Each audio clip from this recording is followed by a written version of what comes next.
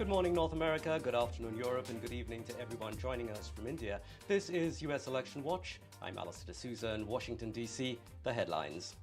Reports say Trump to return to the site of his first assassination bid. Trump to hold a rally in Butler, Pennsylvania, as the race tightens.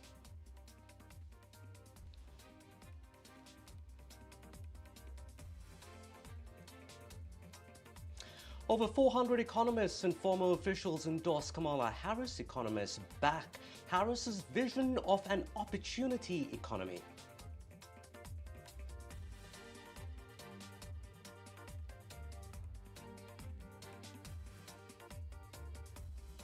Biden addresses the United Nations for the final time as president. We cannot let up, says Biden, on the global turmoil.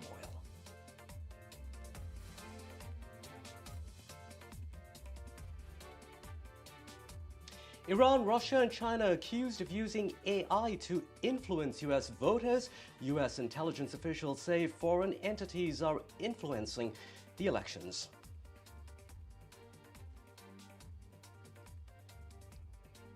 Trump calls himself a protector of women at a rally. Trump says women won't be thinking about abortion if he's elected.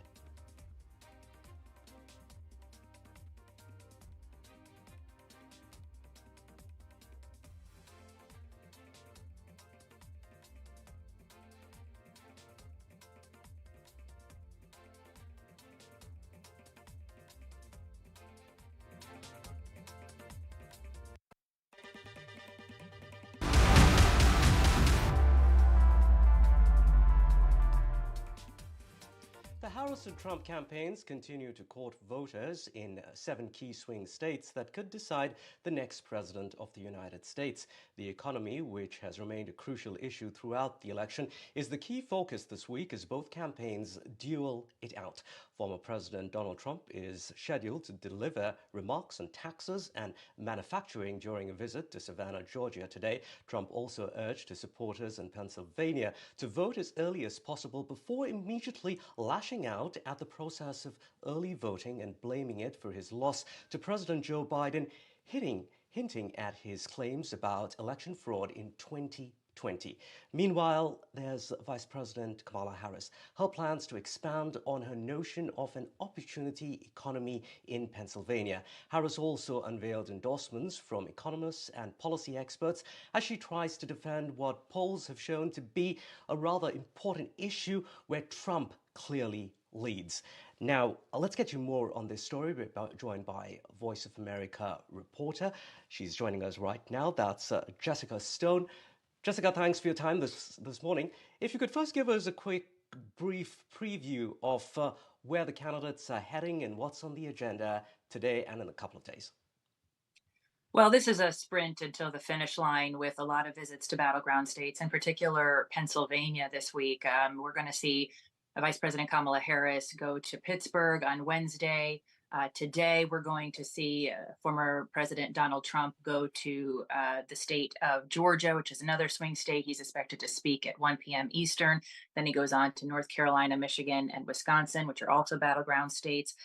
Today, Second Gentleman Doug Emhoff campaigning for Vice President Harris in Texas. And I think probably the big story of the week in terms of actual campaign visits is not just the economic message, but how it relates to immigration. We're going to see for the first time during the presidential campaign for Vice President Harris, she will go to the border, the U.S.-Mexico border, to the state of Arizona, where it is neck and neck between her and former President Trump. This is the first visit of her campaign. Immigration, a very large issue in this election in which Trump is leading. She's going to try to take some points away from him there. She's also lagging behind him on the economy as well, although that's starting to change. And we're going to see her make a major economic announcement in Pittsburgh on Wednesday.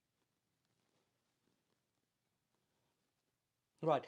Jessica, if we could talk about Trump's latest comments calling early voting stupid, what's that all about? Well, look, the Trump campaign has a love-hate relationship with the concept of early voting, even in person or in mail. 39 states, however, have it, and many of them are battleground states. So the Trump campaign has settled on a message in which it says it has to participate in early voting. And so they are encouraging voters to vote early, despite suggesting at the same time the possibility that fraud could occur without evidence.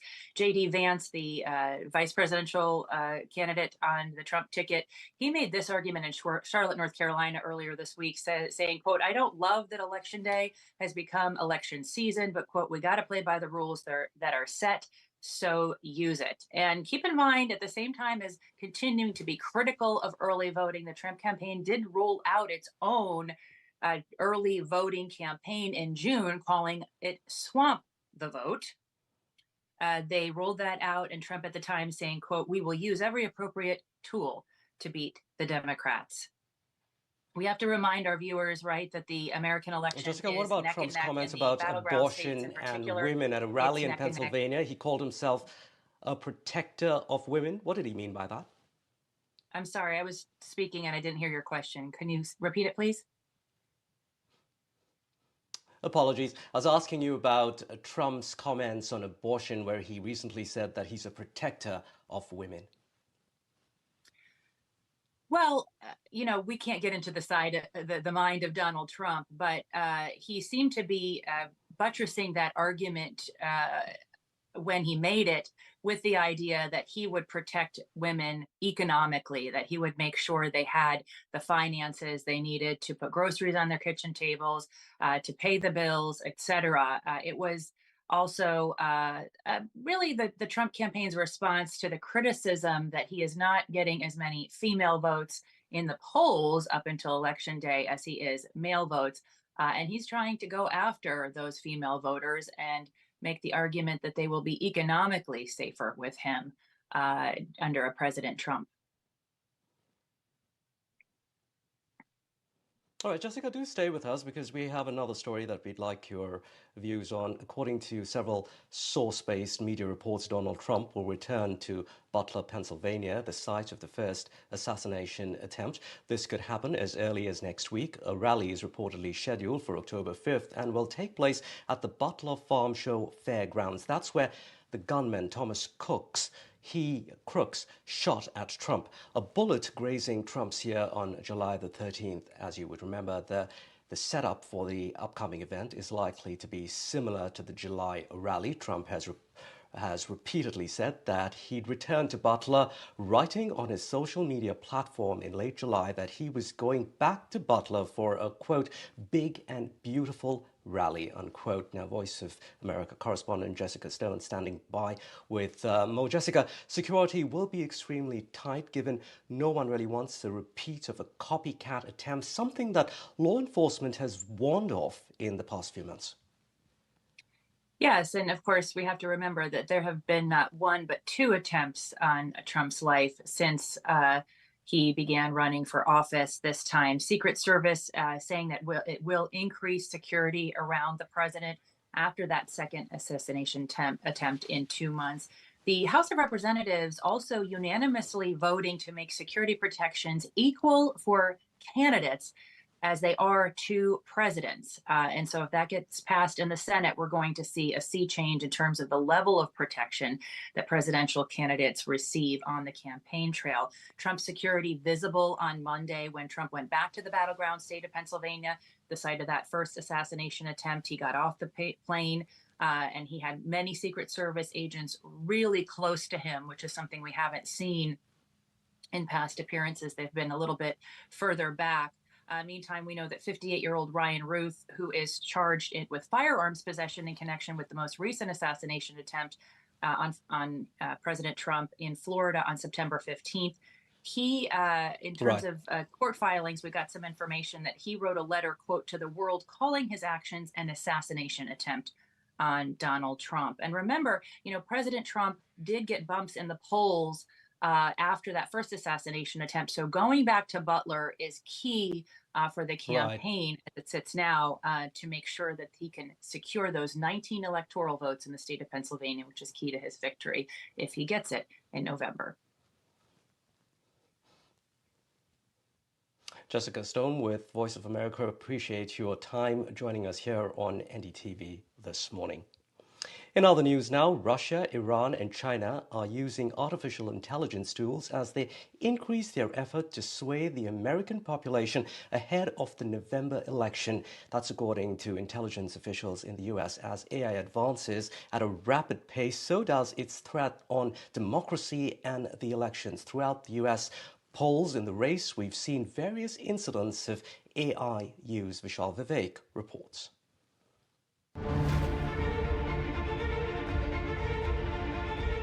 The scourge of election interference hangs over the upcoming US election.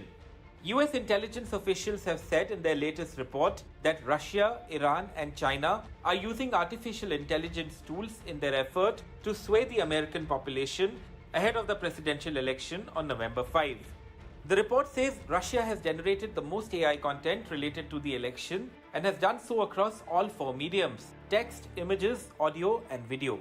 The AI operation is consistent with Russia's broader efforts to boost Donald Trump's candidacy and denigrate Kamala Harris and the Democratic Party, including through conspirational narratives, the report added.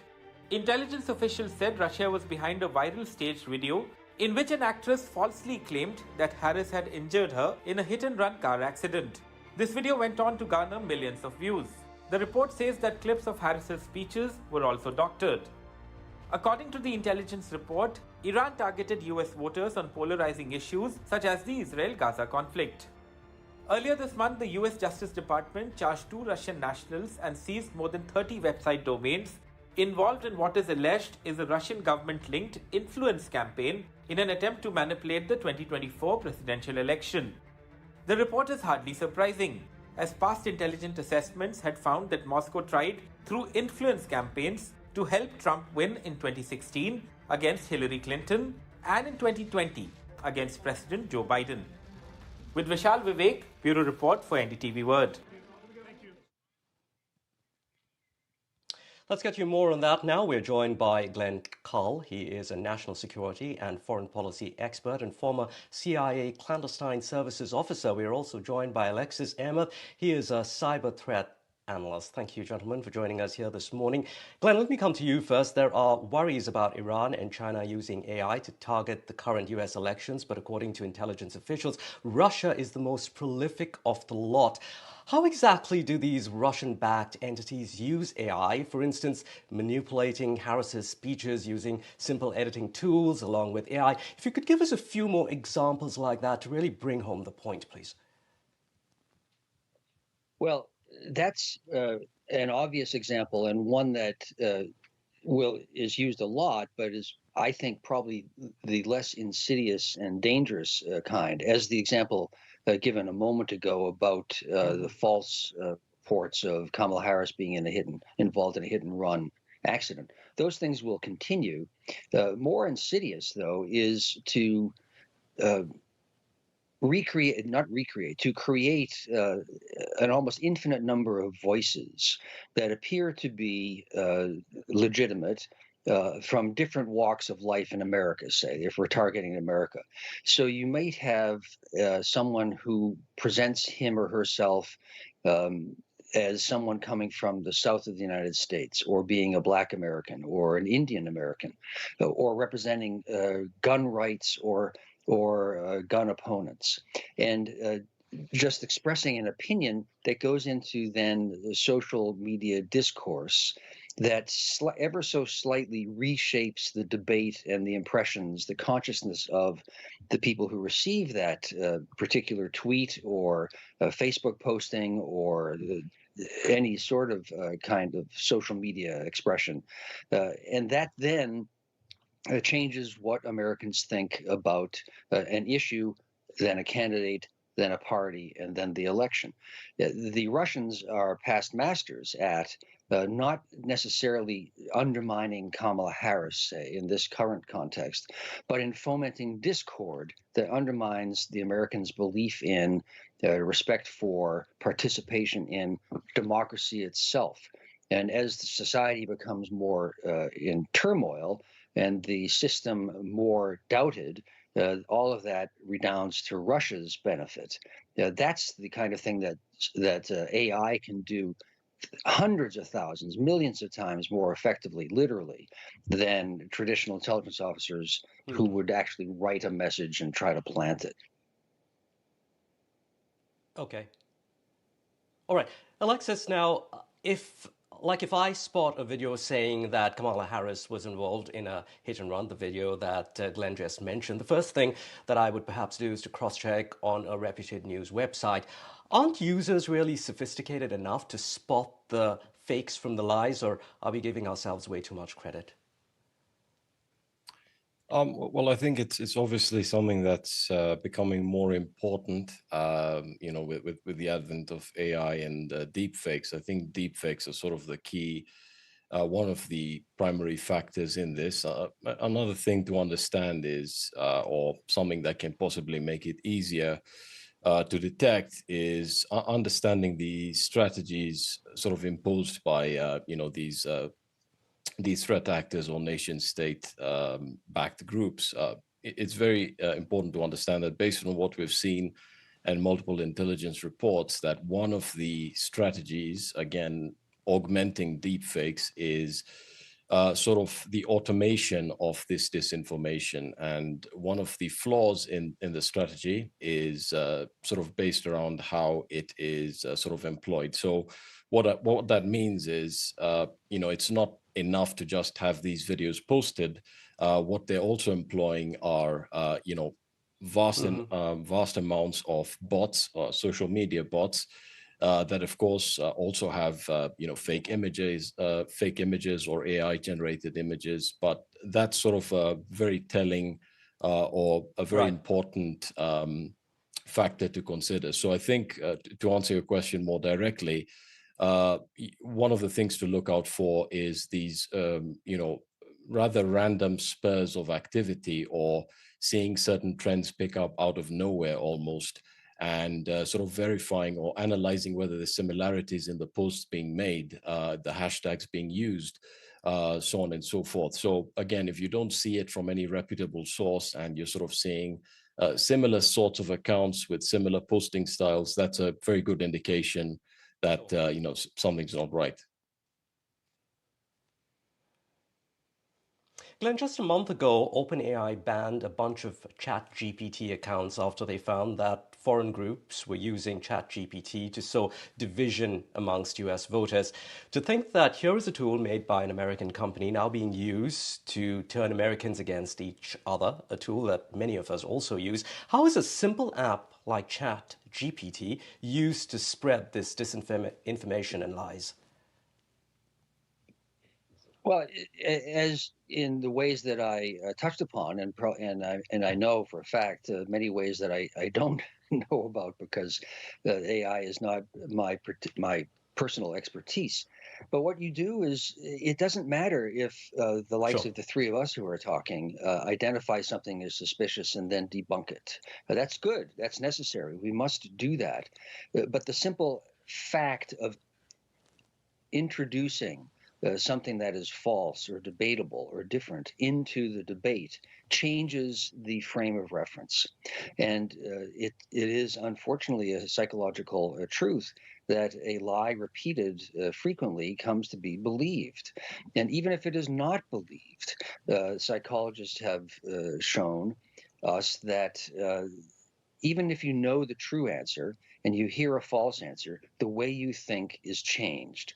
It's shocking, but that's what happens. So a ChatGPT will, as I say, pretend it will generate millions of different individuals, fictional individuals, who are then posting things on Facebook and on Twitter and on Truth Social and on LinkedIn and so on and so forth, which even in the act of debunking change the nature of society's perceptions. And when that is done with the express objective of creating discord, it's much easier to break things than it is to build them. Then you have altered society. Let's take a gross example that we all know about. Donald Trump talking about ingesting bleach as a way to fight the pandemic, the COVID-19 strain. But that's a lunatic thing to say. But we now have millions of people cheering at rallies in support of this lunatic idea. That's what happens millions of times over.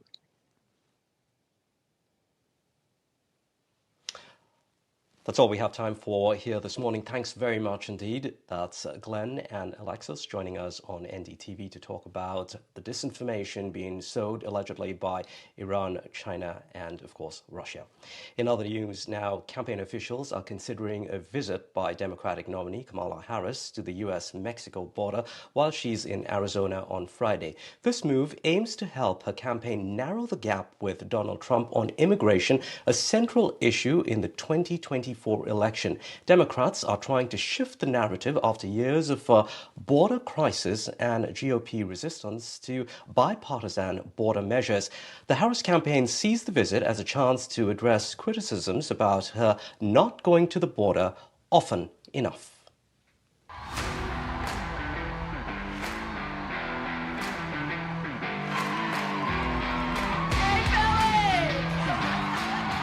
U.S. Vice President and Democratic Party candidate Kamala Harris will be in Arizona on Friday.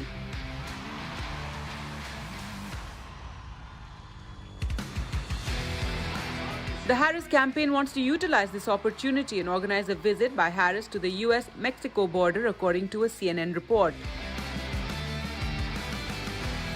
The objective is to close the gap with Republican candidate Donald Trump on the major election issue on immigration.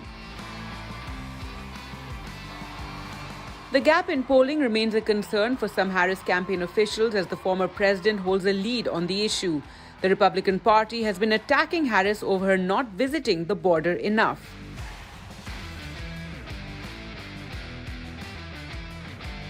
Harris's visit to Arizona comes at a time when border crossings are the lowest they've been in the last 4 years, according to reports.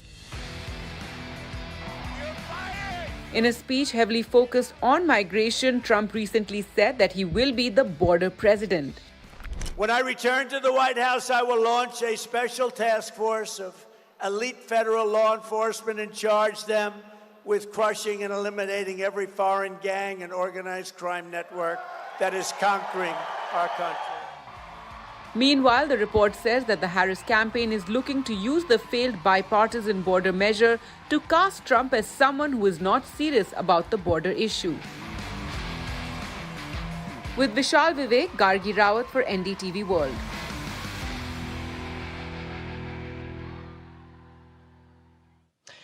A star-studded celebrity lineup adding to the already dramatic race for the White House. There's Oprah for Harris, can't forget Taylor Swift as well. Donald Trump has Hulk Hogan, and can't forget Elon Musk. Musk has even become a defender of Trump, most recently suggesting that tech companies like Microsoft and Google are making disappropriation large sums of money to the Harris campaign than to Trump. So, how much do these celebrity endorsements really help? We're joined by Art Istopinen. He is a political analyst and joins us from Washington, D.C. Art, a new study by Harvard University by Ash Center found that celebrities do play an influential role when it comes to elections. But as far as directly being influenced by a celebrity endorsement, how much do these endorsements really help? The reality, Allister, is that it does not, because people like Taylor Swift or Oprah are billionaires that do not have the same problems that the average Americans are going through right now because of high inflation. Thanks to Kamala Harris and President Biden, people cannot pay the groceries, the gas is too high, the prices of rent, of healthcare insurance, of car insurance, car payment, everything is very costly. And the American people are feeling a lot of pain, and pain that Oprah or Taylor Swift do not have to face every day, right? So in my opinion, the 7 states that are in play right now, that the polls are very tight, is the American people don't really pay attention to these celebrity endorsements. Art, celebrity endorsements can also be problematic, yeah, because let's take a look at Hillary Clinton in 2016. A huge bunch of celebrity endorsements actually hurt her, critics saying that endorsements from Katy Perry or Beyonce may have put some people off, thinking that Clinton was more a candidate for the liberal elite. Do you agree? Absolutely, and that's the problem. That's what we're seeing right now with the Democratic Party. That all of these political elites, Democratic elites, they're making a lot of money. They're making money. If you have money in the stock market, if you have gold, if you have bonds, if you have crypto monies, then you're doing really well. But the average American, the silent majority, is suffering, and the silent majority rejects all of these billionaire, whether you're a musician or an actor or an actress from Hollywood, saying that they're going to endorse someone who has absolutely no plans on how to fight inflation. And that's the problem. Thanks very much indeed. That was Art Istopinen. He was joining us from Washington, D.C. Thanks, Art, for your time. That's it for US Election Watch. I'm Allister in Washington, D.C.